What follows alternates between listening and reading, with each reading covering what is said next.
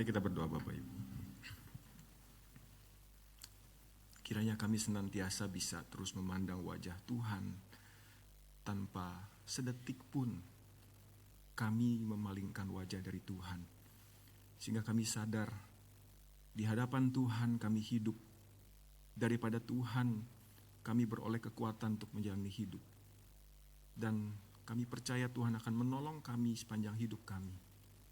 Untuk setiap kali kami menjauh dari Tuhan, Tuhan yang menarik kami kembali. Kami memohon Tuhan, Engkau mendengarkan doa kami.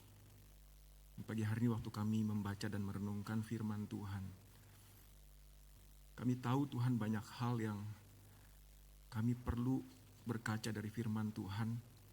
Kalau Tuhan mau tegur kami, berikan kami hati yang rendah hati untuk siap ditegur. Kalau kami merasa diri kami sudah cukup kuat dan mampu mandiri, Tuhan tolong kami untuk melihat betapa rapuhnya kami. Dan di dalam kerendahan hati, kalau Tuhan menilai kami cukup baik di mata Tuhan, perteguh iman kami dan tarik kami semakin dekat hidup mengandalkan Tuhan. Kami memohon Allah Roh Kudus, Engkau sendiri yang membuat kami bisa mengerti firman-Mu.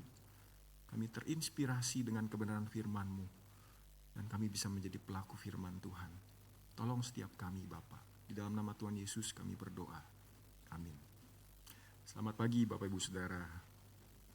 Mari bersama-sama kita membuka satu bagian firman Tuhan dari Yeremia pasal yang ke-17. Ayat 7 dan ayat yang ke-8. Hari ini tema kita adalah diberkatilah orang yang percaya kepada Tuhan. Blessed is the man who trusts in the Lord.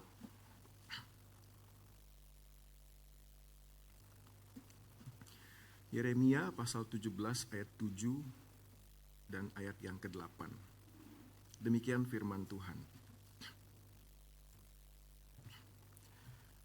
Diberkatilah orang yang mengandalkan Tuhan, yang mempercayakan dirinya pada Tuhan.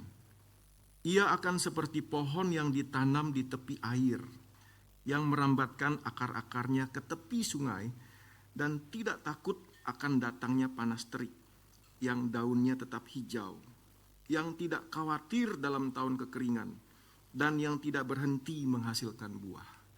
Bapak Saudara, saya mengajak Bapak Saudara yang membaca sendiri bagian firman Tuhan ini, Yeremia pasal 17 ayat 7 dan 8 bersama-sama dengan saya. 1, 2, 3. Diberkatilah orang yang mengandalkan Tuhan, yang mempercayakan dirinya pada Tuhan. Ia akan seperti pohon yang ditanam di tepi air, yang merambatkan akar-akarnya ke tepi sungai, dan tidak takut akan datangnya panas terik, yang daunnya tetap hijau, yang tidak khawatir dalam tahun kekeringan, dan yang tidak berhenti menghasilkan buah. Demikian firman Tuhan. Bapak Saudara, ketika membaca bagian ini, ayat yang ke-7 secara khusus, ada frase yang saya highlight kuning di sana, mengandalkan Tuhan dan mempercayakan dirinya pada Tuhan.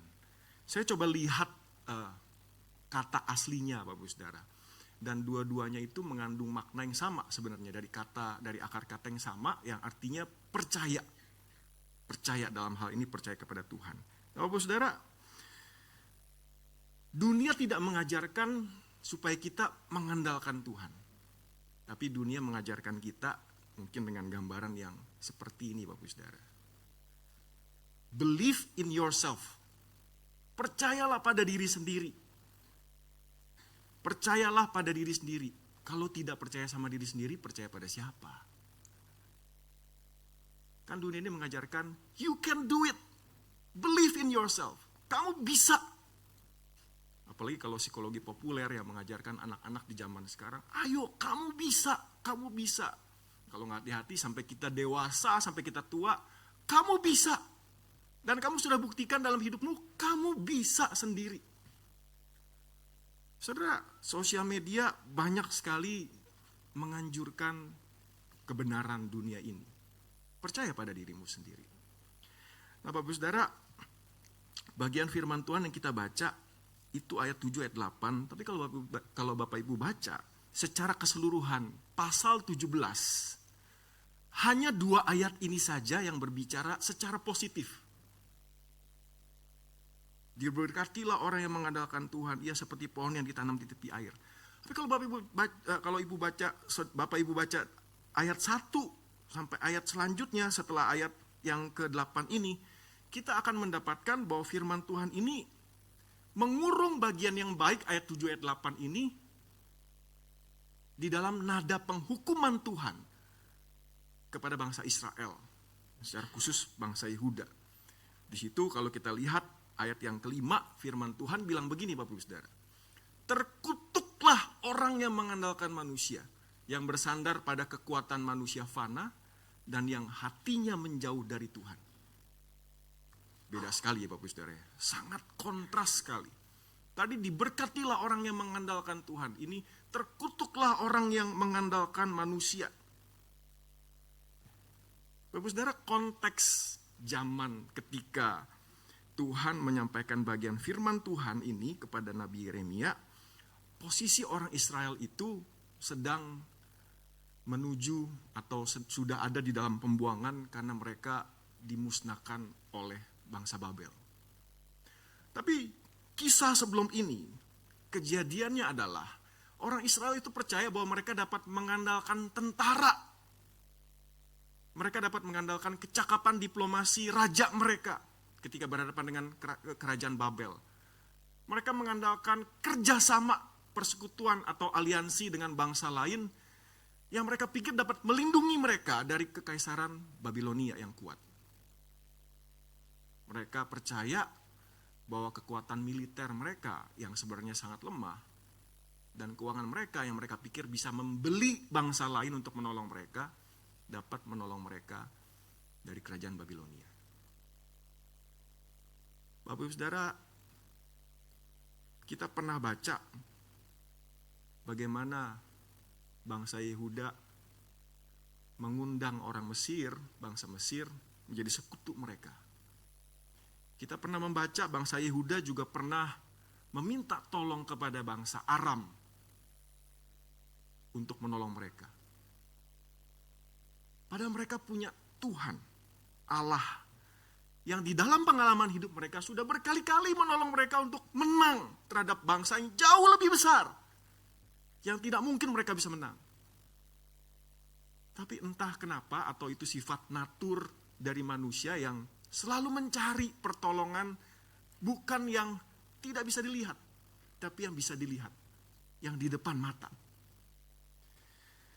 Bapak Saudara, kalau mau langsung refleksikan kepada diri kita, kalau ini adalah posisi bangsa Israel atau bangsa Yehuda, di mana posisi kita Bapak Saudara dalam kehidupan kita?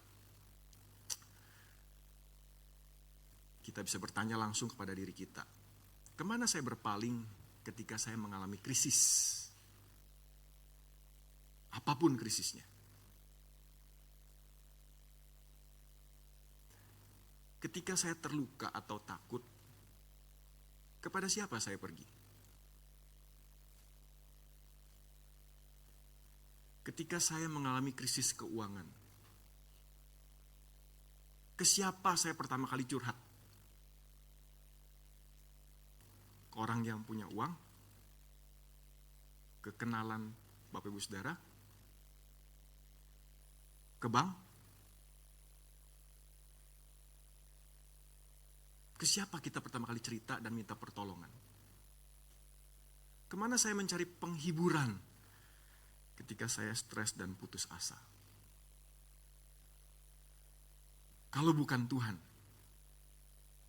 Bapak Saudara, posisi kita ada di tempat yang sama seperti posisinya orang Israel. Bapak Saudara, banyak dari kita sejak zaman dulu banget kita percaya pada kekuatan finansial, Bapak Saudara. Di dalam uang, orang mendekat dan lingkup pengaruh kita menjadi lebih luas. Orang datang mencari kita. Dan memang di dalam uang kita punya power. Kita punya kekuatan. Tetapi sesungguhnya lebih dari uang, banyak sebenarnya kuasa yang kita bisa andalkan Bapak Ibu Saudara. Coba ya kita periksa Bapak Ibu Saudara ya. Saya termasuk di dalam daftar yang banyak ini Bapak Ibu Saudara. Atau kalau Bapak Ibu Saudara yang mana Bapak Ibu Saudara? Di dalam pendidikan, gelar S1, S2, S3, tidak ada yang salah dengan ini semua Bapak Ibu Saudara.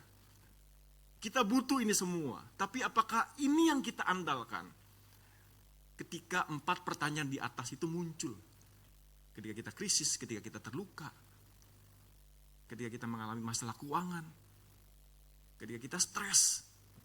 Apakah ini yang menjadi penghiburan kita, apalagi kalau ini menjadi andalan kita?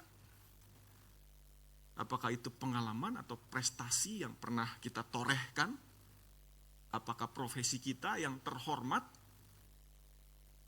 Apakah kenalan kita, pejabat, presiden? Saya kenal orang besar, saya tinggal telepon. Apakah strategi, metode, cara yang dulu pernah berhasil?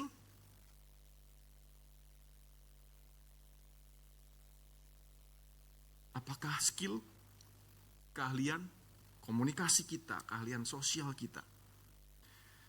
Bapak Saudara, ada satu perkataan yang sangat keras dari Henry dan Richard Blackaby, penulis buku harian yang terkenal, Experiencing God. Dia bilang begini,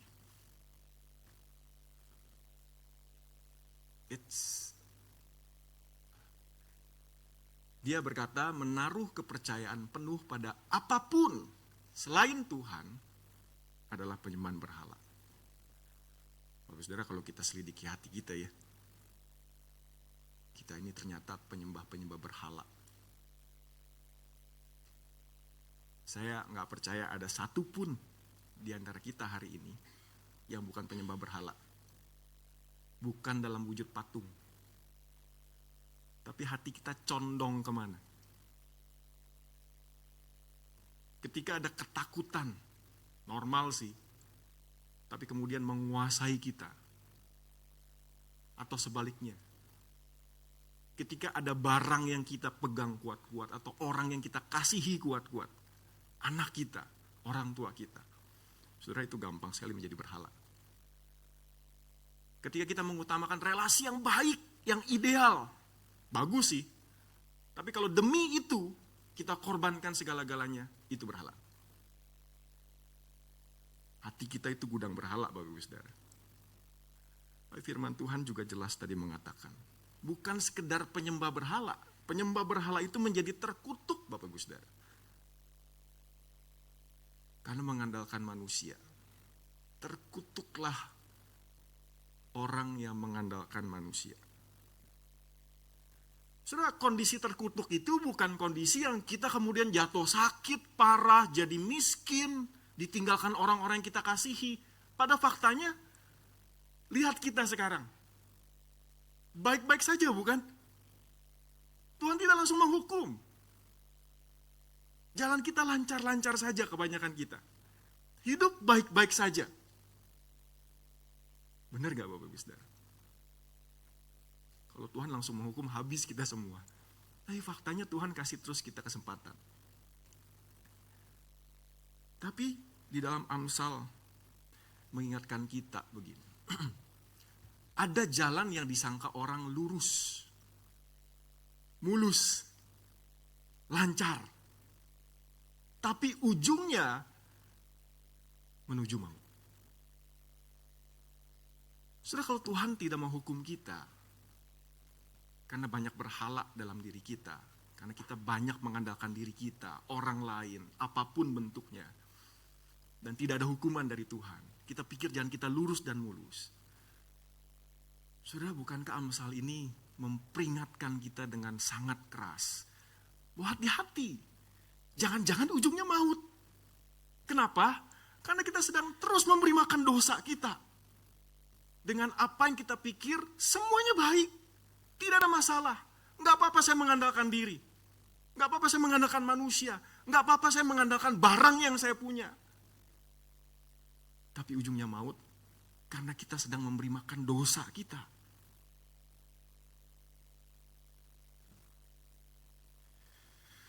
Bapak Saudara, firman Tuhan yang kita baca ayat 7 kembali mengatakan kepada kita, diberkatilah orang yang mengandalkan Tuhan, yang mempercayakan dirinya pada Tuhan. Kenapa kita tidak mau mengandalkan Tuhan? Kenapa kita mau terus bergantung pada kekuatan diri sendiri atau kekuatan di luar diri kita? Karena mungkin yang di depan mata kita kelihatan kekuatannya. Uang banyak itu kita bisa beli banyak hal. Kita bisa beli orang bahkan. Tapi Tuhan gak kelihatan. Yang di depan mata kita bisa raba, kita bisa kenal potensi yang ada di dalamnya. Tetapi Tuhan mana? Saudara, kata Tuhan saya garis bawahi di situ. Kenapa? Karena Tuhan yang kita sembah, yang setiap minggu kita datang beribadah kepadanya. Pertanyaan saya, sudah seberapa dalam kita kenal Tuhan? Kalau kita katakan kita ingin mengandalkan Tuhan, berarti kita tahu potensi Tuhan, kekuatan Tuhan yang kita kenal, kita bisa andalkan, dan kita tidak andalkan yang lain. Bukankah harusnya begitu? Jadi seharusnya tanggung jawab kita sebagai orang percaya adalah mengenal siapa Allah yang kita mau andalkan itu. Kekuatannya, kekasihnya, apanya lagi itu, kemahapengetahuannya, kekudusannya. Semua yang berkenaan dengan Allah harus kita kejar, harus kita ketahui. Sehingga kita dengan yakin, dengan mantap, kita mau andalkan Tuhan. Kita tidak berpaling dari Tuhan. Kalau kita kenal Allah kita. Saudara, ironisnya hari ini banyak orang di sosial media mencari tahu. Ada istilah yang namanya stalker itu ya. Apa sih artinya? Penguntit atau pemantau. Begitu keponya kadang-kadang kita ya. Pengen cari tahu dia lagi pergi kemana, pergi sama siapa, makannya apa, naik mobil apa, baju yang dipakai apa, tasnya bagaimana.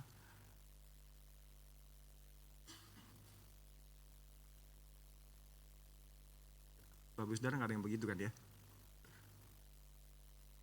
Bagus, saudara, penguntit atau pemantau ini cari tahu orang yang sedang dikuntit atau dipantau. Daripada kita jadi stalker pribadi yang lain. Kenapa kita tidak jadi stalker Tuhan? Kita terus menguntit dan memantau Tuhan, cari tahu segala-galanya tentang Tuhan.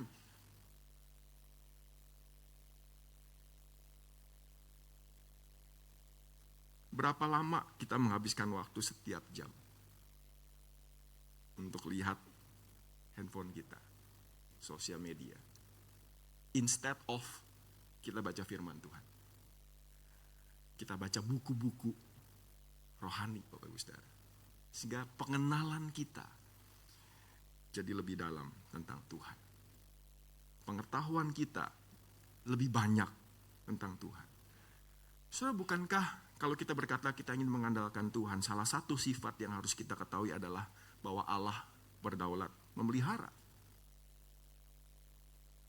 Dalam hal apa? Dalam segala hal. Saudara, harusnya juga kita berkaca, bukan tanpa simpati kepada orang-orang yang sedang berduka, yang sedang kehilangan ketika kita sama-sama merayakan gegap gempita Natal di tempat ini dan tempat-tempat lain. Sementara saudara kita di Medan, mereka sedang sangat kesusahan. Tetapi di dalam izin Tuhan, toh Tuhan tetap berdaulat memelihara mereka. Bukan sekedar materi, Bapak Ibu Saudara. Bukan karena sekedar mereka kehilangan tempat tinggal, lalu Tuhan dianggap tidak memelihara. Tapi di tengah-tengah segala kesulitan itu, mereka tetap menatap Tuhan di dalam hati dan fokus hidup mereka. Menyambut kelahiran Kristus. Iman mereka tetap Tuhan pelihara. Saudara, rapuh bukan bagi kita ketika kita kehilangan segala sesuatu. Tidak ada tempat, tidak ada makanan, tidak ada baju, kehilangan segala-galanya. Yang paling sering muncul adalah, kenapa Tuhan? Lalu kalau kita tidak di dalam kasih karunia Tuhan dipelihara, sorry Tuhan, percuma ikut Tuhan. Tapi kalau ada orang-orang yang tetap memelihara hatinya, saya percaya itu pertolongan dari Allah Roh Kudus, kekuatan dari Tuhan sendiri.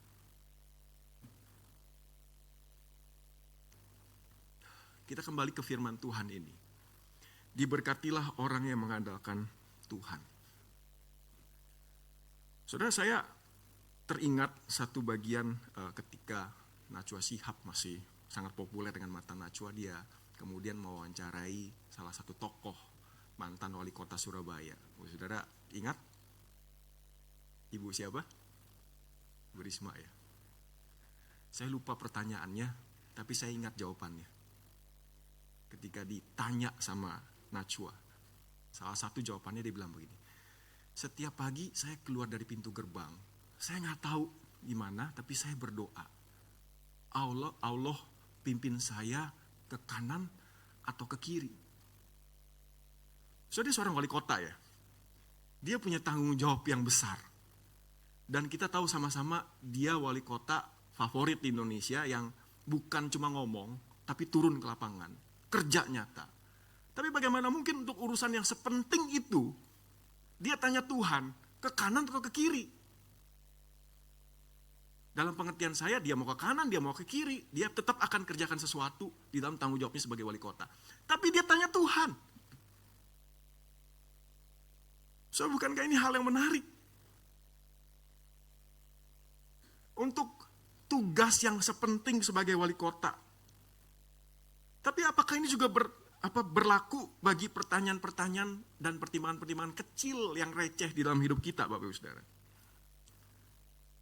Sebenarnya apa sih artinya mengandalkan Tuhan? Saudara, dalam perenungan saya sendiri, saya kira mungkin saya bisa salah, tapi firman Tuhan gak pernah salah, Bapak Saudara. Ini perenungan saya sendiri. Bapak Saudara boleh tidak setuju dengan saya. Saya pikir mempercayakan diri pada Tuhan, mengandalkan Tuhan, itu artinya adalah apa-apa tanya atau minta kepada Tuhan. Dan taat, walaupun, meskipun, apapun. So, bukankah ada hal yang sangat kontradiksi ketika kita masih kecil, kita bergantung sama orang tua kita. Dan ketika kita sudah dewasa, makin besar, orang tua mengharapkan kita mandiri, bukan? Tapi apakah kebenaran itu berlaku sama dengan hubungan kita dengan Tuhan? Bukankah kita makin dewasa, kita seharusnya makin bergantung sama Tuhan? Bukan makin mandiri sama Tuhan atau terhadap Tuhan. Mengandalkan Tuhan, saudara, bagi saya adalah apa-apa tanya Tuhan, minta Tuhan. Dan kalau Tuhan berikan jawaban yang tidak masuk akal, atau kalau Tuhan tidak berikan, saudara, bagian kita adalah tetap taat.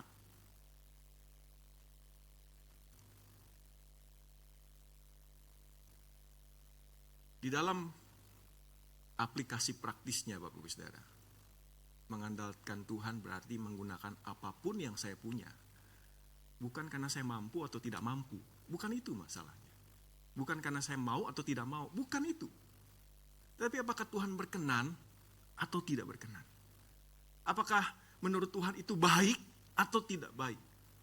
Apakah itu menyenangkan Tuhan? Atau dalam bahasa yang sering kali kita sebutkan, apakah itu memuliakan Tuhan? Itu mengandalkan Tuhan. Bapak Saudara, kita sudah di penghujung tahun 2025. 3 hari lagi kita selesai tahun 2025. Kalau kita merefleksikan diri kita, apakah kita adalah orang yang mengandalkan Tuhan sepanjang 2025? Mari kita lihat hidup kita. Saya percaya hari ini di dalam keterbatasan orang-orang yang melayani, Bapak Ibu Saudara juga menikmati ibadah kita hari ini. Dengan pujian yang sudah dirancang begitu rupa, Lause Moses pimpin doa pengakuan dosa. Saudara, saya merasakan kebaikan Tuhan. di dalam banyak sekali kegagalan yang saya lakukan sepanjang 2025. Jauh lebih banyak saya mengandalkan diri, jauh lebih banyak saya mengandalkan pengalaman, jauh lebih banyak saya mengandalkan apa-apa yang saya pikir menjadi hal yang berharga dalam hidup saya. Kalau sama seperti saya Bapak Ibu Saudara, seharusnya kita introspeksi diri memasuki tahun 2026. Bukan hal yang baru kita lakukan komitmen atau resolusi untuk tahun 2026. Tapi mari kita berkaca dari tahun ini memasuki tahun 2026. Apakah kita mau mengandalkan Tuhan dan minta pertolongan Tuhan? Saudara, bagaimana kita bisa tahu Tuhan berkenan? Bagaimana kita tahu menurut Tuhan baik atau menyenangkan Tuhan? Bagaimana kita tahu? Saudara, bagian firman Tuhan yang kita baca, ayat yang ke-8 bilang, harusnya ini dulu ya. Ia akan seperti pohon yang ditanam di tepi air, yang merambatkan akar-akarnya ke tepi sungai dan tidak takut akan datangnya panas terik. Daunnya tetap hijau dan seterusnya. Saudara, bagian firman Tuhan yang kita baca ini, yang saya lingkari ini, bukankah ini menggemakan apa yang pernah ditulis di dalam Mazmur pasal yang pertama, Bapak Ibu Saudara? Tadi yang ini ya. Sama, mirip bunyinya. Tidak sama persis tapi mirip bunyinya. Mazmur 1 ayat 3. Orang yang kesukaannya Taurat Tuhan itu, ia seperti pohon yang ditanam di tepi aliran air, menghasilkan buahnya pada musimnya, tidak pernah layu daunnya, dan apa saja yang dilakukannya pasti berhasil. Saudara tahu bagaimana kita mengandalkan Tuhan, taunya dari mana? Taunya dari Taurat Tuhan. Saudara, kembali ke hal yang paling mendasar. Tapi sebelumnya, kenapa saya bisa yakin? Karena saya baca komentari, Bapak Ibu Saudara. David Guzik, salah satu penafsir Alkitab yang saya sangat suka, dia bilang begini. Yeremia itu mengambil gambaran dari Mazmur 1, di mana orang yang diberkati adalah orang yang bersuka cita dalam firman Allah. Dalam arti tertentu, Yeremia menganggap bahwa mempercayai Tuhan sama dengan bersuka cita dalam firman-Nya. Saudara, untuk mengetahui apakah saya mengandalkan Tuhan, bagaimana mengandalkan Tuhan, maka sudah pasti kembali ke hal yang paling mendasar, firman dan doa. Saudara, cuma ini kuncinya. Percayalah, cuma ini kuncinya. Saudara boleh ngaku-ngaku mengandalkan Tuhan, tapi kalau bukan berdasarkan firman dan doa, yang adalah relasi, gak ada hubungannya dengan Tuhan, saudara, orang lain akan tahu. Tapi kurang penting dibanding orang tahu, Tuhan tahu. Tuhan tahu, Bapak Ibu Saudara. Firman Tuhan mengingatkan kita. Kita mau atau gak mau, kita pilih atau tidak pilih, panas terik itu akan datang. Tahun kekeringan itu pasti akan datang. Kita gak tahu tahun 2026 seperti apa. Tapi kalau dengerin teman-teman saya yang bisnis, yang kerja, yang usaha, tahun 2026 tidak akan lebih mudah. Saya pikir-pikir tahun 2025 waktu tinggal tahun 2024 juga sama sih omongannya. Berarti akan terus double kesulitannya. Bagaimana kita memasuki tahun 2026? Life Application Bible Study, NASB, bilang begini. Di masa-masa sulit, mereka yang mengandalkan manusia akan menjadi miskin dan lemah secara rohani. Sehingga mereka tidak akan memiliki kekuatan untuk diandalkan. Saudara, ini peringatan bagi kita untuk masuk tahun 2026. Jadi mari kita kembali mengandalkan Tuhan. Pakai lutut kita. Di dalam segala aspek hidup kita. Pakai lutut kita. Kalau ada orang yang berkata, jangan lebay lah. Dikit-dikit doa, dikit-dikit doa, dikit-dikit doa. Saudara, itu bukan preferensi. Itu bukan opsi. Itu adalah keharusan. Keniscayaan. Tuhan berikan kepada kita, Tuhan perintahkan bagi kita. Bukan karena Tuhan mau sekedar memerintah kita, tapi karena Tuhan tahu bentuk kasihnya dia mau curahkan kepada kita. Dia pengen kita terus bergantung sama dia. Satu-satunya pribadi yang secara absolut, secara mutlak dapat diandalkan. Jadi mari kita masuk ke tahun 2026 ini dengan mengandalkan Tuhan, Bapak Ibu Saudara. Tuhan tidak akan pernah mengecewakan kita. Amin.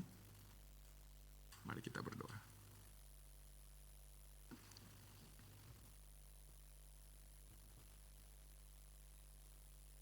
Bapak, firman Tuhan sudah kami baca, kami renungkan. Semua yang benar, semua yang baik, semua yang manis, semua yang berdasarkan kebenaran yang Tuhan wahyukan kepada kami. Biar itu yang kami ingat. Kata-kata manusia terbatas untuk mengungkapkan kedalaman kebenaran Tuhan. Tapi biar Allah Roh Kudus yang menerangkannya dan membuat kami terus ingat di dalam hidup kami memasuki tahun 2026 dengan keyakinan bahwa kami punya Tuhan yang punya segala sesuatu yang kami butuhkan untuk masuk ke dalam tahun 2026. Tolong kami untuk mengandalkan Tuhan. Dan bukan hal-hal yang sifatnya sementara. Karena Tuhan ingin memberkati kami jauh lebih dari itu. Tuhan tolong kami. Terima kasih untuk tahun 2025. Tuhan telah pimpin kami begitu rupa. Sehingga kami boleh ada sebagaimana kami ada sekarang. Terpuji namamu Tuhan. Di dalam nama Tuhan Yesus kami berdoa. Amin.